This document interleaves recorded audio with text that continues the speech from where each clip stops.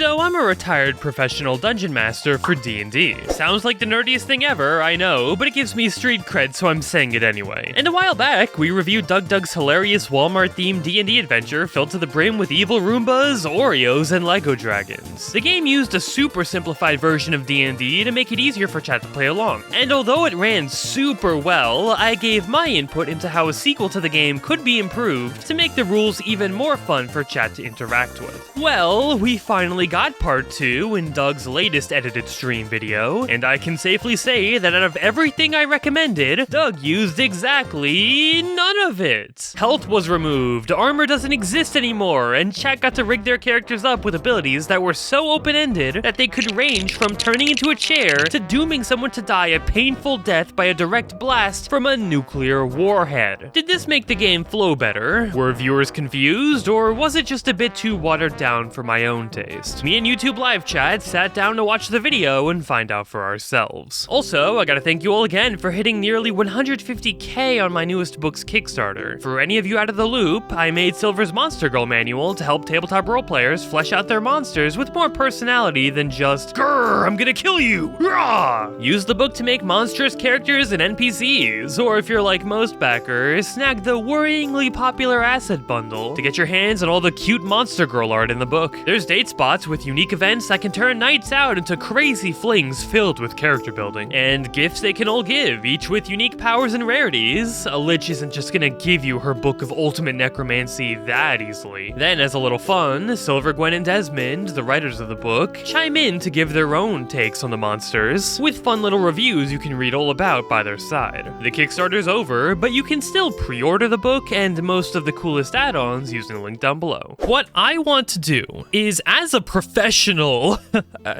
dungeon master, right? I'm probably going to pretend to be overly critical of things that are happening, right? For comedic purposes, to try and compare what happens in the game to like what might happen in a more typical D&D campaign. Trying to figure out like connections to whatever's going on with like official rules and stuff like that. And also probably just like take a look at how the players are playing, how Doug is DMing, and make some comparisons to like how like a typical game might start. Just start the vid. Okay, I'll start. Okay.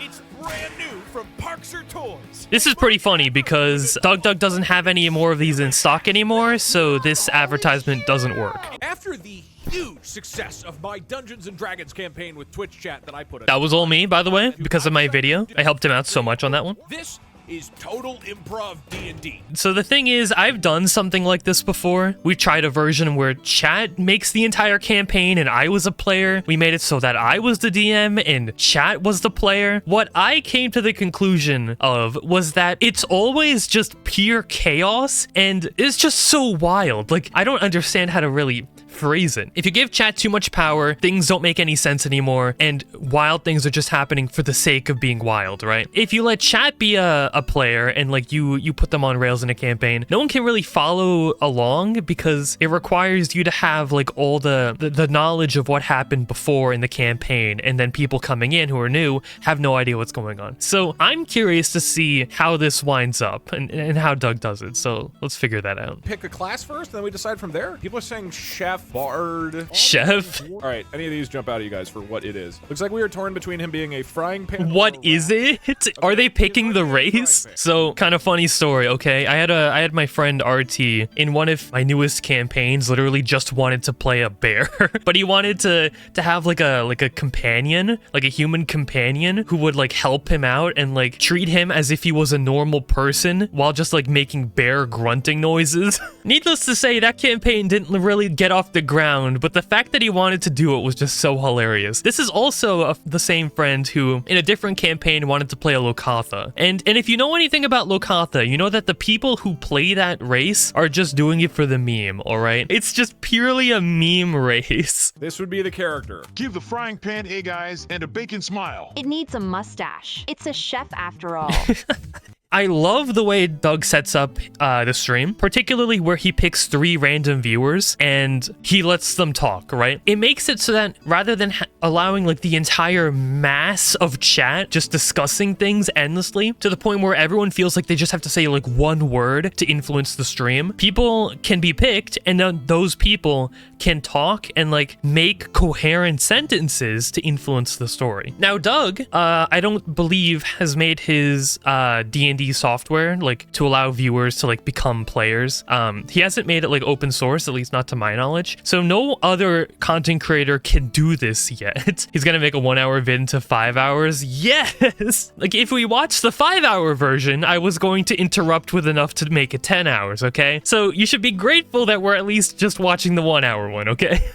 Okay, Fireball just like burn people's hands. It's not like he does a lot of damage. He just like gives people burns, like uncomfortable burns on their hands. So it's a fireball that just burns hands. Okay. I can already tell that this entire setup to like design all the characters probably took like a full hour to do. I can also already imagine that chat is not going to remember any of this. We could add he has a move where he transforms into a chair. I think chat's making a reference to the last campaign. For some reason, I think they really wanted the wizard to polymorph people into chairs. So I don't know what Doug's chat has with their obsession with chairs, but it's pretty funny. People are saying the third move is polio. That's just a disease. Okay, I appreciate players who will willingly give their characters detriments for roleplay. Okay, we like that. We'll take it. Okay, considering that Egg the Bear has like no usable abilities, I feel like whoever gets to play him is gonna get to do the most out-of-pocket stuff. What is it? It looks like it's gonna be just a guy from Missouri. I feel like Guy from Missouri is gonna be the most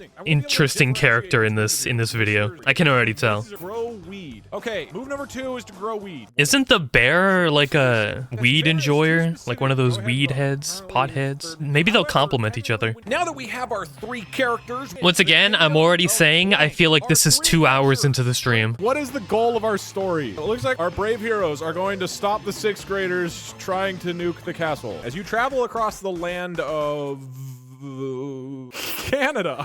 I feel like Doug in this game is putting a lot of emphasis on chat definitely making the game. I can see the appeal, and it's literally the name of the video, so I'm not gonna give hate to it. But I feel like chat could make like really important decisions in certain aspects, and then Doug could improv the rest, and it would be a really good mix. So like in this scenario, I feel like Doug making like the first improv encounter on his own without like chat's input could probably be interesting. And then give chat like complete creative liberty to just figure out how they want to deal with it, you know? So hopefully Doug puts a little bit of his own like creativity into the mix at some point or another instead of chat like controlling everything. If we go to the tavern, I can grow and sell weed. Why would they let you sell weed in the tavern? The tavern might be a good place to judge their food. Does everyone just get like a random AI voice? This is the Queen's Tavern. What is going to be the activity happening in the tavern? If there's a bar fight. Changed again. Does it just change every voice line? Guys, this looks fucking awful. Honestly, that looks pretty good, okay? Give him credit. That's solid. You see Queen Rosaline standing behind the bar, but in the center of the bar are 2 bears fighting in what is clearly an illegal fighting bear ring. Let's see if you can break into it. 12 or above, and you break in. 17! Egg the Bear bursts in, and right as the bears were starting fighting, Rah! Okay, wait, hold up. That's another solid thing that Doug does. Rather than put like ability modifiers and stuff on everything, Doug will just like figure out what your character is, what you're probably good at, and then lower the base like difficulty of rolls rather than like adding bonuses and stuff to it. So like if he says the roll's a 9, that means he thinks that you're good at whatever you're trying to do, right? Or you're particularly like intelligent with how you went about it. Versus if he thinks that you put yourself in a really bad situation, he'll make the roll much higher. But not adding rolls makes things a whole lot easier for the viewer experience. Yes, your popcorn bursts out of the... Is that my computer or Doug's? It's a little worrying. Hold up. Bursts out. It's his computer making the Windows noises. What?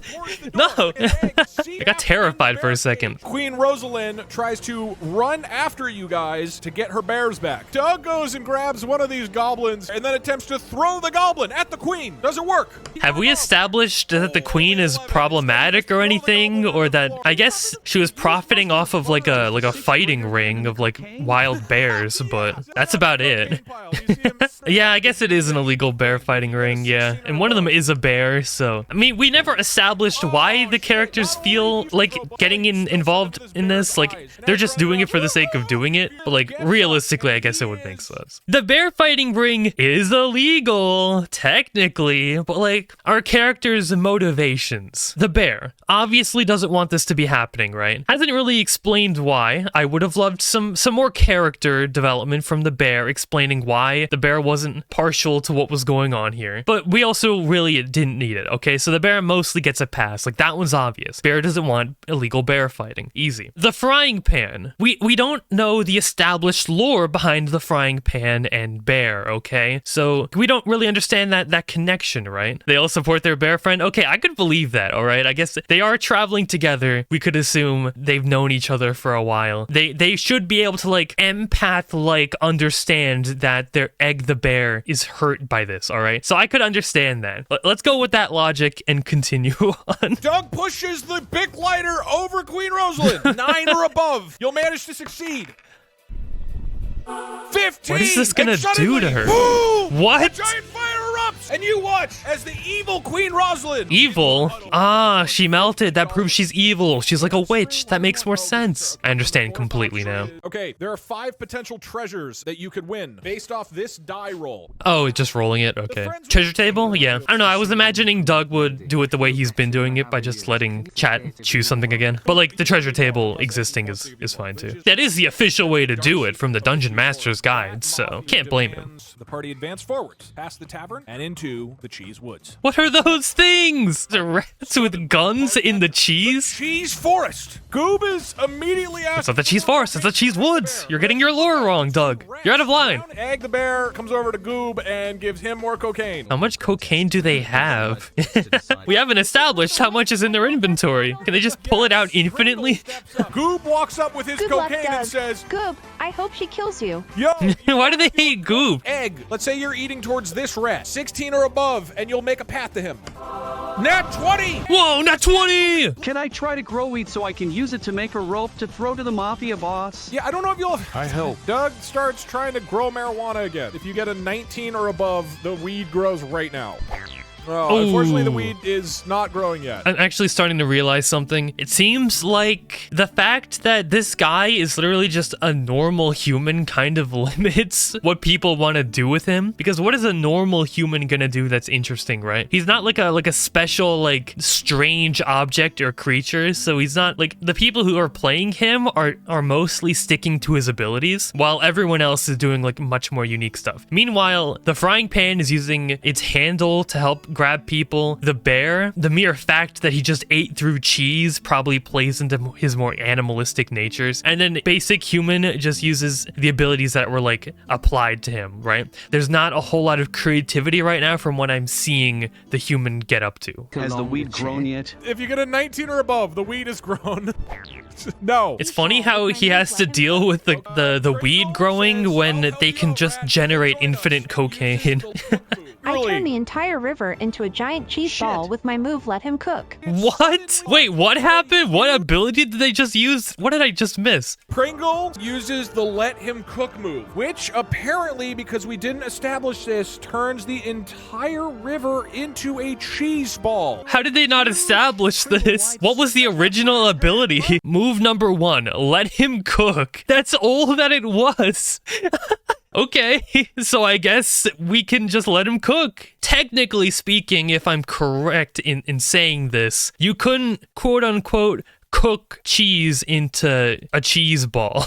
Cheese ball, okay. We're talking about like actual cheese ball. I guess that would make more sense. Okay, but that's at that point, we're changing the entire molecular structure of what the cheese soup quicksand is, and we're turning it into something entirely different, okay? Like you'd need a bunch of other ingredients, I'm sure, to do that, or take some ingredients out. So I would say at the moment, let him cook might be the strongest ability in this game at the moment. Goob has had enough of this shit and decides to try and reach the lighter that Doug left on the ground and light the cheese oils that have risen to the top of the cheese to burn everyone to death. Okay, that's kind of fucked up and dark. I'm sure the cheese oils are heavily flammable. This is also world accurate. You can do this in real life. Cheese oil is notoriously highly flammable. Suddenly, a giant fireball erupts! This is like a Baldur's Gate 3 type situation where just because it's called oil, it's immediately flammable. Egg starts trying to run as the fire is spreading. 11 or above, and you make it out. Not happening.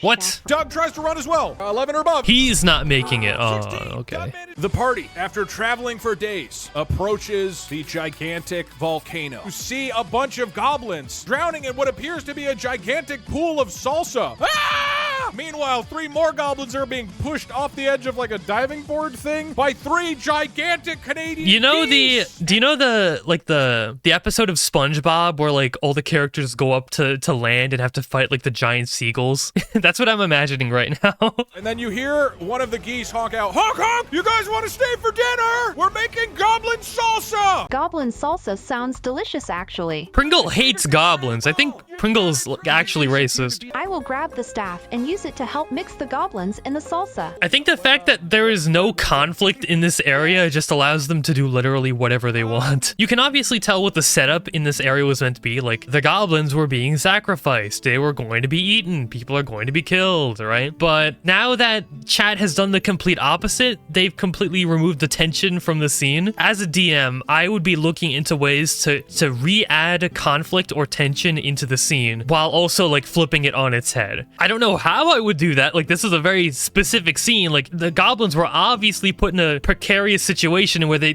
can't fight back. So I don't know how you would do it. Maybe make it so that like there's difficulties in like properly preparing the meal and they have to like roll specific numbers in order to like guarantee that what they're doing to the soup is making it better. But right now it seems like everything that they're doing is succeeding and it's kind of just like a fun roleplay situation, which is also fine. I'm just saying like it was set up to be a conflict and now it's immediately changed. So you are flown directly into the schoolhouse spelling bee contest. I just realized we've already established that all the school children in this Canada are goblins, so there's gonna be more goblins. Do 6th graders catch polio easily?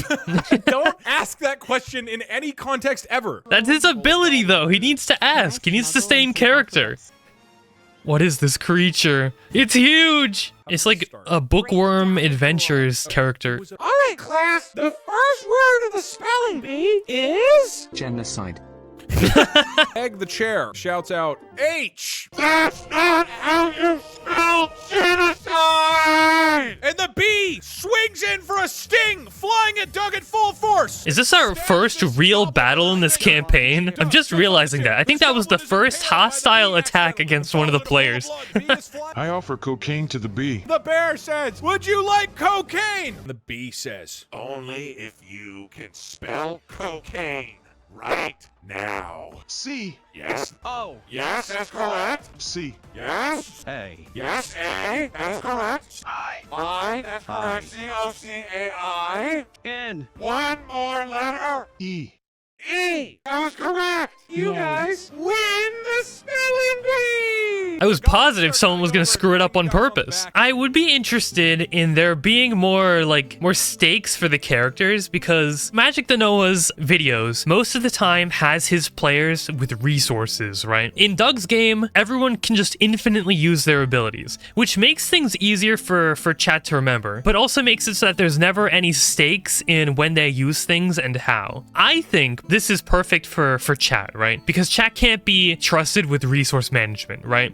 Although I just wish it could be implemented in some way, like maybe a health system. I don't think we've established that anyone has HP. But yeah, I would say like if anything, maybe just HP, and I think we could leave everything else to just like roleplay, to just improv. Congratulations for winning the spelling bee. You win honey. Small spoiler, I don't think the honey ever gets used. I don't think any of the items they've collected up until now have been used. Like, okay, what have they collected so far? They're just so unmemorable, like the random items that they collect, and there's no way for them to remember that they have them very easily. So they got the pepper grinder staff at the volcano geese nest. They got the rat from the cheese pool. They got Goob. Okay, so I take that back. They have gotten some use out of the items they've gotten. Goob did some things. I think the rat was used for roleplay a little bit. The pepper grinder staff was used during during the goose encounter. Is that Santa? It's the Clash Royale King!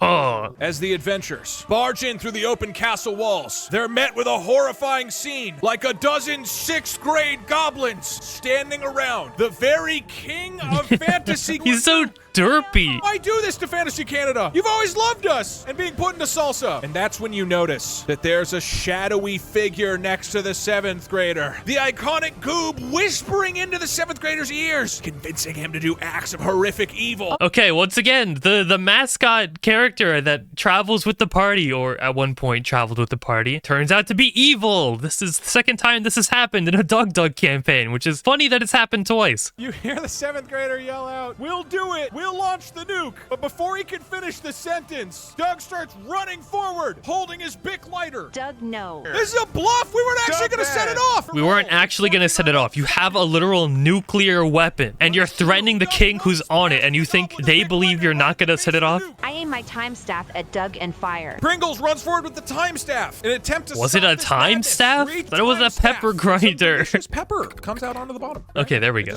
Happy Doug remembered that it wasn't an actual time staff. The king on his rocket, slowly shooting down towards Earth. I do cocaine to try I and want to outrun run the back nuke to the I squad. castle. cast Scramble on the king. Pringle casts Scramble, and for some reason, swaps himself with the king. who It's such a finds himself strong around ability. Next to his subjects. Pringle Let now, him cook strapped and to the scramble nuke, are is just so watching powerful. I use my pansexuality on the nuke. Pringle the frying pan looks at the nuke and attempts to seduce it. The goblins are all screaming in the background. Ah! The king and Goob and Egg are just doing Pan cocaine. is too Doug's strong. hiding in the Best castle. kid in the Throwing game, the I swear. I love you, nuclear energy weaponized into an explosive device. I've always loved you. Okay, I will say they also tried to seduce the final boss in Doug's first campaign, which was the dragon. To remind everyone, that did not work at all. So, yeah. Nope. The nuke crashes into the cheese woods, where, by the way, Goob is still laying, and explodes in a I massive cast Scramble fire. on the Boom! 7th grader. Oh, okay, wait, hold on, before that happens. Pringle uses Scramble one more time. It's too strong. It's too powerful. The rocket goes down and boom! Explodes over everything. But turns out Doug made it out alive. Doug was safe in the castle. Wait, what? He's nuke-proof? How is he nuke-proof? Was this established? Okay, the castle is nuke-proof. Okay. Why did every single 6th grader go outside? Did they want to die? They didn't know.